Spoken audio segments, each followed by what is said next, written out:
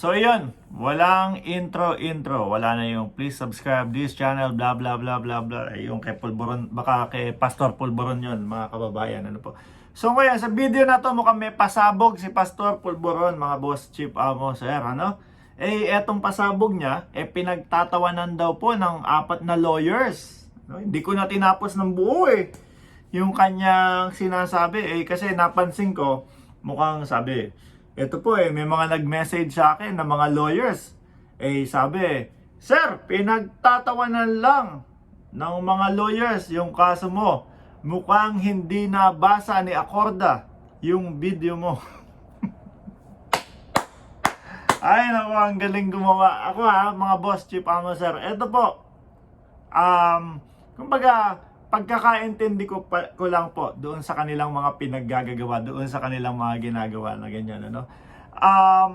Para po sa akin, ang paniniwala ko sila lang din po ang gumagawa niya. Siya yung itatype siguro doon sa note ng kanyang cellphone, ganito, ganyan. Kunyari, ito ay sinend ni ganitong tao, ito ay sinend nung isang retiridong general, ito ay sinend nung lawyer, na siya ay natatawa doon sa ikinaso sa akin ni Chief of Staff Acorda Jr. Nako, lumang tugtugin na po yan, mga boss, chief amo, sir. Pakiramdam ko, yung mga pinapasabog niya na natatawa doon sa kaso, siya lang din po ang nagtatatype sa cellphone, tapos babasahin sa sa harap ng mga uto-uto na manonood niya. Sir, pinagtatawanan lang po ng mga abogado. So, hindi po kayo makukulong niya. Diyos ko Lord. So ngayon mga kababayan, naniniwala ako na kapag po yung mga lawyers natin, no, na mga Pilipino, no, kahit po sa ibang bansa, pag nakita po at nai-interpret po yung kanyang ginawa, no, at kanyang ibinlag, pag nakita po yun, sasabihin po talaga, nako, delicate si Pastor Pulboron.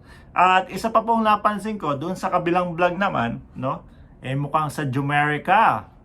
Mukhang sa Jumerica sila tatarget nung donasyon no abuloy. Ano po?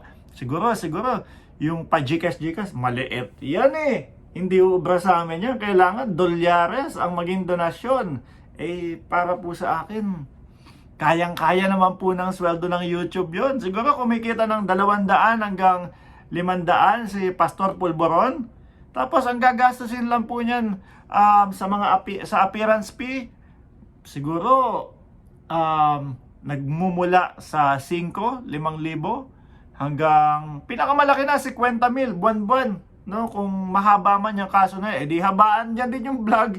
Tuloy-tuloy niya, total naman po, enjoy na enjoy siya. Kaya lang, umabot siya sa punto na yung pag-enjoy niya doon sa kinikita sa vlog, umabot sa point na mali na, no, yung na-vlog at maaari na siyang kasuhan.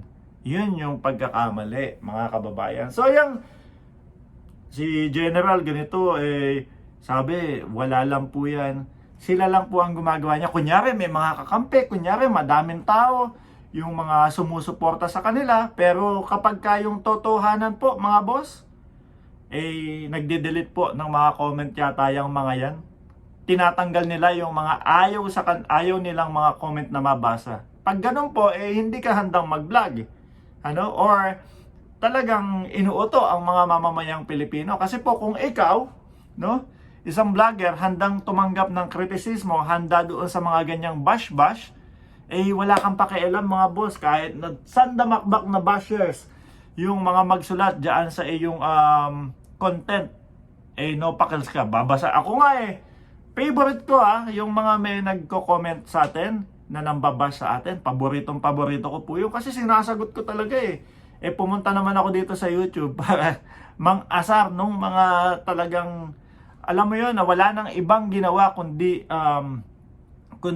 sumalungat sa ating gobyerno.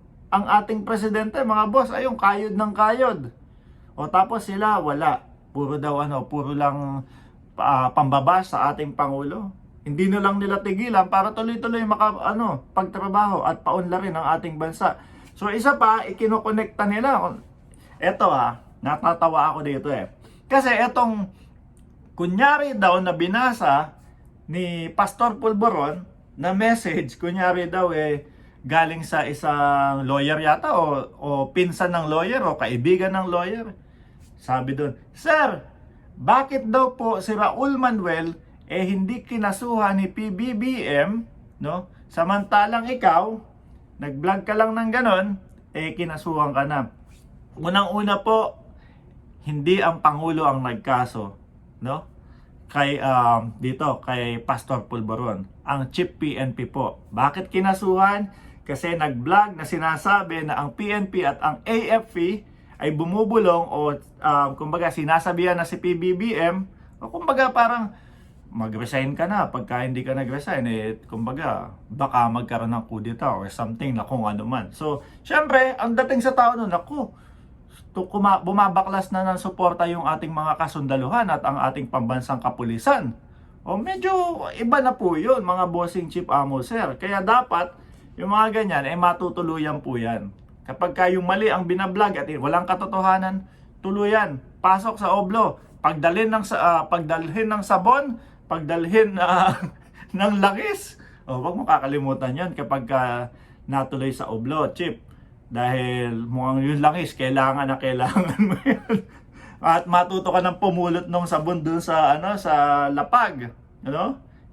Ang pinaka-importante, lotion. Lotion kasi mainit ka, baka mamaya nasa loob kayo tapos bibilad kayo. Siyempre at least meron kang lotion para hindi ka mangitim. At yung langis nga, di ba? Pangmasahe sa mga katawan mo, di ba? Importante 'yan.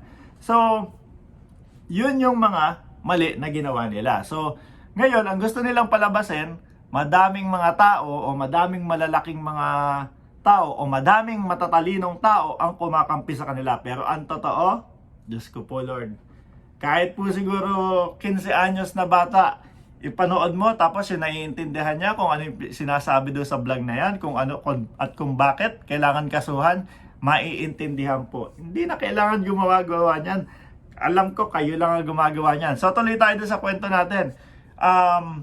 Sabi, "Sir, bakit si Raul Manuel ganun, hindi naman kinasuhan ni PBBM?" So pinagmumukha nilang ang backup na nagkaso ang ating Pangulo at ang ating gobyerno. Wala pong ganun.